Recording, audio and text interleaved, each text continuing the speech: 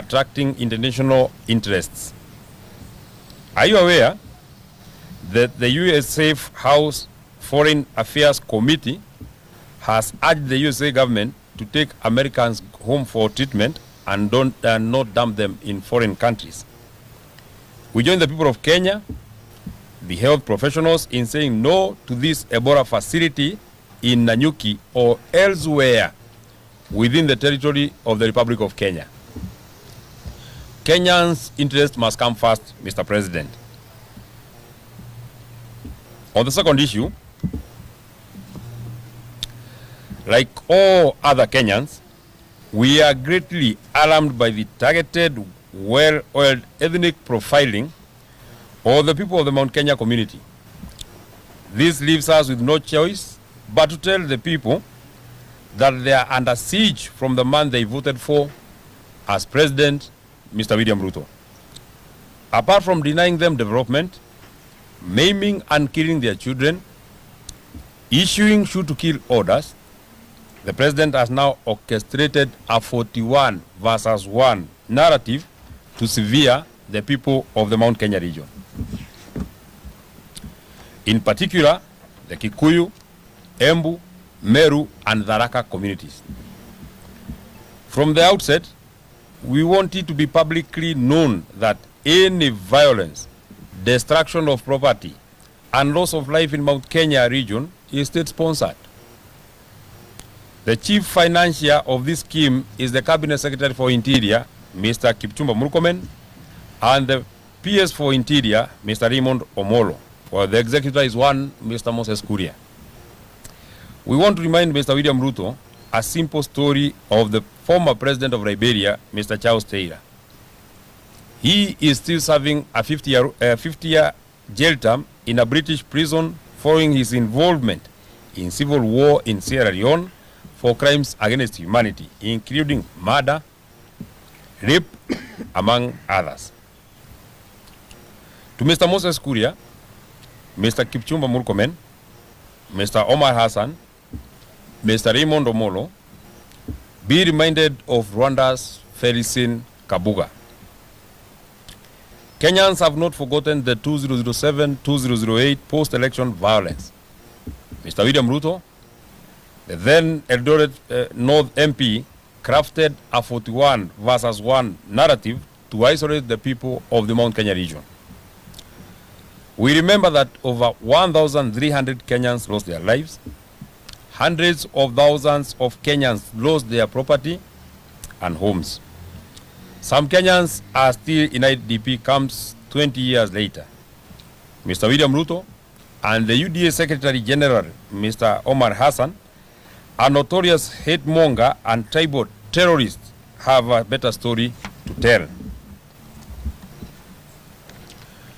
We do not know what bitter obsession the two leaders have with the people of the Mount Kenya region.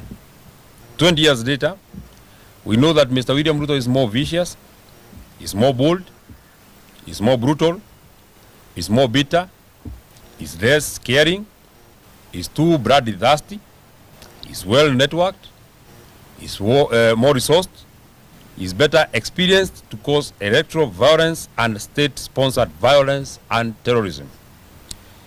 This is just to subvert the will of the people and ruled by the iron fist in the 2027 elections. Mr. William Ruto, we want to advise you and your warmongers that Kenyans are more superior and more enlightened.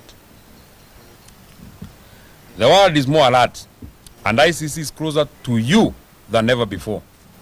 The world must watch the brewing state-sponsored violence and culture of goonism in Kenya, courtesy of Mr. William Ruto and his mafia. He is more emboldened by the fact that his former lawyer, Mr. Karim Khan, is the chief prosecutor at ICC. 2027 is not 2007. 2027 is not 2007. And neither is 2007 2027. This profiling, tribal and ethnic incursion, and smear campaign will not be tolerated. The people of the Mount Kenya region are free to live anywhere in this country and do business with others. Fellow Kenyans, We want to take you back to the Gen Z protests of the year 2024 and the year 2025 and the subsequent Sabasaba Day protests.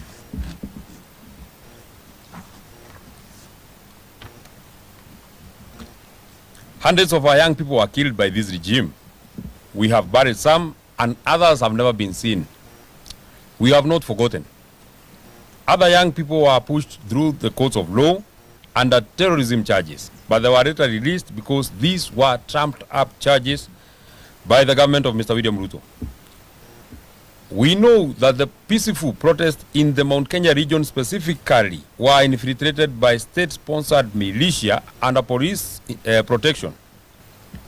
These goons viciously attacked and torched national government offices in North Kalau, and at least 7 county government vehicles were torched. The identities of these goons were given to the DCI, and to date, not a single arrest has been done. However, innocent young people were apprehended and forced to record false statements to implicate the area Senator John Medhu, myself. Fortunately, these statements could not make a case when the government learned that the days before and after the mayhem, the senator was out of the country on official duty. In Kikuyu town, locals were torched and sections of the sub-county offices, vehicles and machinery were destroyed by goons well coordinated by the government to lay blames on the innocent and peaceful residents of Kikuyu town and blame it on the opposition. In Naivasha town, Power Star supermarket was petrol bombed and small businesses have never recovered. 8 trucks belonging to Kanini wholesalers were torched. Ketia supermarket was broken into and shelves emptied, while Nganga's hotel was completely vandalized. In Kabati, Kandara constituency, Murang'a County, county supermarket was looted dry. The proprietor sounded an alarm 3 hours before the looting began, and not a single police officer showed up. The culprits were non-locals, guarded by police in plain clothes. In Meru town, Maguna's supermarket was torched in broad daylight to lay blame on the DCP National Organizing Secretary, the Honorable Midhika Linturi. Video clips of police officers and goons torching the supermarket went viral online. No arrests were made, no arrests have been made. In Githurai, Kasmat supermarket was broken into and looted. It took over 4 hours before the police responded. Concurrently, the cooperative bank breaking took 2 hours in the same area, and no police officers appeared at the crime scene of crime. More recently, on the 18th of May 2026, when public transport services providers kept their vehicles off the road to protest the high fuel prices, protests in the Mount Kenya towns were infiltrated by state-sponsored goons. They destroyed property, blocked roads, and looted businesses. More such actions of state-sponsored violence have been meted to the people of Kajiado and Narok, specifically Kitengera and Kiserian towns. Dear Kenyans, we have given you the above selected cases to demonstrate the tribal incursion and targeted blackmail of the people of Mount Kenya. 2 weeks ago, at State House, Mombasa, Mr. William Ruto and Mr. Kithure Kindiki and UDA allied MPs of the Mount Kenya community within prompted Mr. Omar Hassan, the venomous UDA Secretary General, and Mr. Amason Kingi, the Speaker of the Senate, to a tribal offensive against the people of the Mount Kenya region. The script was well executed. They were later backed by the National Treasury Cabinet Secretary John Bandi and the Senate Majority Leader Aaron Cheruiyot. Mr. Omar Hassan has clearly told the people of Mount Kenya that they will never be anywhere near power. He called the people of Mount Kenya all manner of names. All this was in front of the president and his deputy, who were nodding happily. In the same event, Mr. Amason Kingi, the Speaker of the Senate, blatantly castigated the people of the Mount Kenya region. All this in front of the president and his deputy. Mr. John Bandi, the Cabinet Secretary for Treasury, has told the people of the Mount Kenya region that they should be nowhere near the leadership of this country. He has not been asked a single question. He is the Cabinet Secretary in charge of the National Treasury. The Lamu County Woman Member of Parliament Muthoni Marubu warned Kikuyus in Peketoni and Lamu that they would be killed if they do not vote for William Ruto in 2027. Mr. William Ruto has a perfect script to stifle the people of the Mount Kenya region to oblivion ahead of the 2027 general elections and ensure voter suppression, voter apathy, and completely demobilize them. To the people of the Mount Kenya region, we stand with you as your leaders. You are Kenyans, and a majority of the people of Kenya stand with you. Be strong.